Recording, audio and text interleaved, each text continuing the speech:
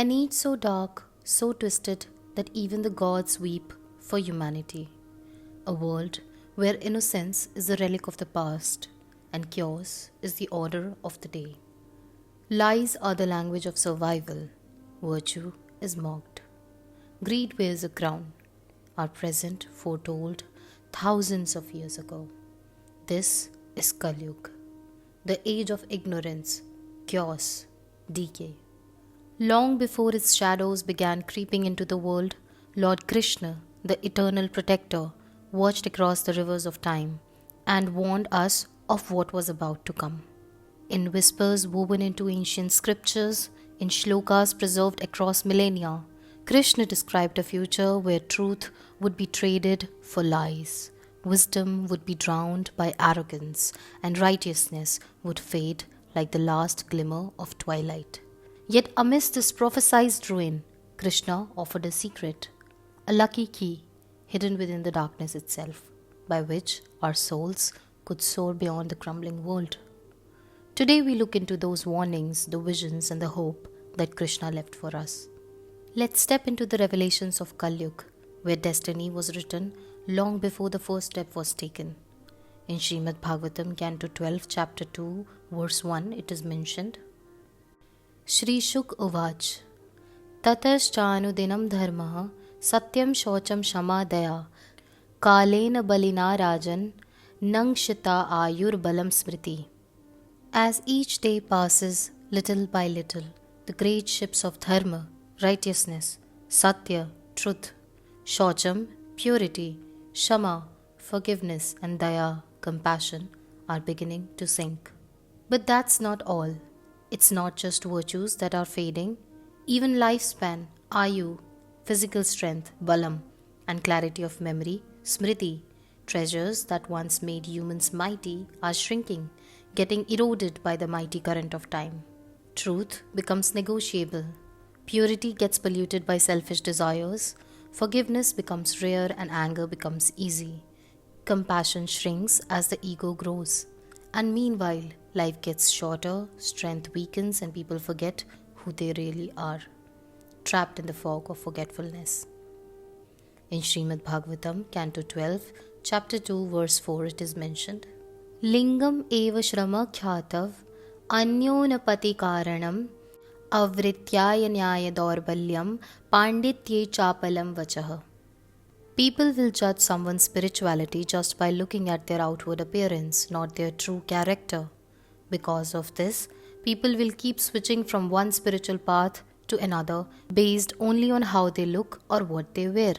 If someone doesn't make good money, others will question whether they are a good person at all. And anyone who is good at playing with fancy words will be seen as a great scholar, even if they don't truly understand anything. Modern sociologists have shown that in societies influenced by the Protestant work ethic, being poor is often seen as a sign that someone is lazy, dirty, foolish, immoral, or worthless. But in a society where people are truly focused on God, many choose a simple life on purpose, not chasing after wealth, but dedicating themselves to learning and spiritual growth. In such cases, living simply can show intelligence, self-discipline, and a deeper understanding of life's true purpose. Of course, being poor by itself doesn't prove these good qualities, but sometimes poverty happens because of them. Sadly, in Kaliyug, people often forget this. Intellectuality is another casualty of the bewildering age of Kali. Modern so-called philosophers and scientists have created a technical esoteric terminology for each branch of learning. And when they give lectures, people consider them learned simply because of their ability to speak that which no one else can understand. In Srimad Bhagavatam, Canto 12, Chapter 2, Verse 3, it is mentioned, Dampatye bhiruchir hetur mayaiva vyavaharike stritve pumstve chahiratir vipritve sutramevahi. Men and women will live together merely because of superficial attraction, and success in business will depend on deceit. Womanliness and manliness will be judged according to one's expertise in sex, and a man will be known as Brahman just by wearing a thread.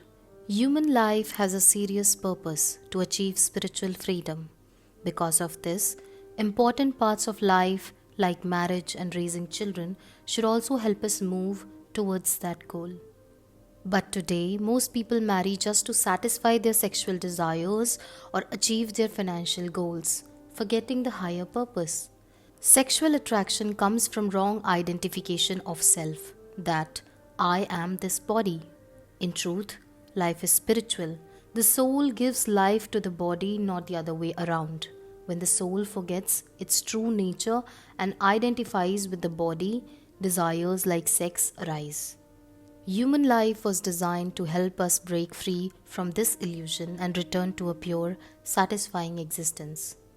But since it's hard to let go of old habits, the Vedic scriptures allowed sacred concept of marriage, a spiritual, disciplined way for a man and woman to live together, satisfy their basic needs, and move towards enlightenment. In Kaliyug, however, this understanding is almost lost. Now men and women come together just for the sake of physical attraction, without thinking about the soul inside. Family life has mostly lost its true spiritual purpose. Movie stars and celebrities are worshipped for their looks and sex appeal, not for their wisdom or character. Chasing different bodies for pleasure is like drinking the same old wine from new bottles. It's the same thing again and again, but most people don't realize it. Srimad Bhagavatam predicted that a man can be called a holy person just by wearing the right clothes or symbols, that is, the superficial appearance. In Srimad Bhagavatam, Canto 12, Chapter 2, Verse 6, it is mentioned, Dure varyayanam tirtham lavanyam keshadharanam uddharam bharata swartha satyatvedharshyamevahi daksham kutumba bharanam yashorthe dharma sevanam. People will think a sacred place is just some faraway pond or lake. Beauty will be judged only by how someone styles their hair. Life's main goal will become simply filling the stomach. A bold or loud person will be seen as honest.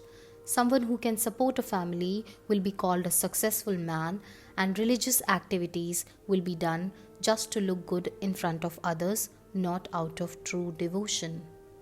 In Srimad Bhagavatam, Canto 12, Chapter 3, Verse 25, it is mentioned, Tasmin lubdha durachara nirdayaha shushka vairinaha durbhaga bhuri tarshascha shudra daso taraha prajaha.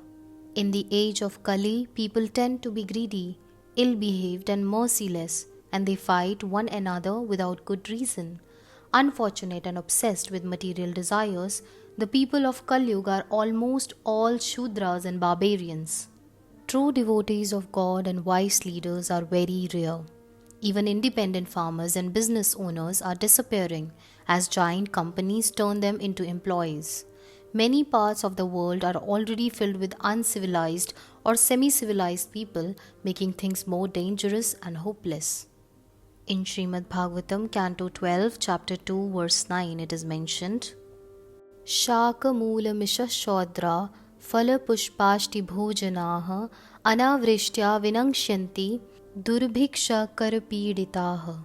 Harassed by famine and excessive taxes, people will resort to eating leaves, roots, flesh, wild honey, fruits, flowers, and seeds. Struck by drought, they will become completely ruined. All social classes will act like their lowest versions. Even Brahmins will act for money, abandoning Vedic rituals. Srimad Bhagavatam describes the future of our planet. Just as a leaf disconnected from a plant or tree dries up, withers and disintegrates, when human society is disconnected from the Supreme Lord, their culture and individuality, it withers up and disintegrates in violence and chaos. Despite our computers and rockets, if the universe does not send rain, we shall all starve. Not just Bhagavad Puran, but there are many prophecies about Kaliyug in Bhavishya Puran, in Pratisarga Parv. Pratisarga Parv specifically talks about the future events, new rulers, foreign invasions, and religious changes. Bhavishya Puran mentions fake monks without true faith will be called ascetics. The rich, even if deceitful and wicked, will be honored. A teacher or acharya of mlechas, foreigners, will rise and establish their dharma across various regions. The Bhavishya Puran also mentions foreign or Muslim invasions across time.